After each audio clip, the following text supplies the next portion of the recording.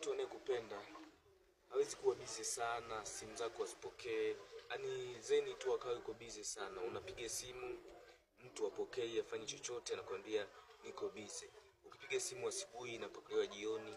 SMS ukituma leo inapokelewa kesho. Hapo hamna upendo, au inajibiwa kesho kabisa. Na utagundua tu kusema mtu afanye nini, akupendi. Mtu ambaye akupendi pia kwa upande wa mwanamke, au ni aibu kuomba hela bro. Utaombwa paka mwenyewe utachakaa. Alafu lazima ndio utakuwa unazungushwa tu. Kwa hapo utajua moja kwa moja upendwi.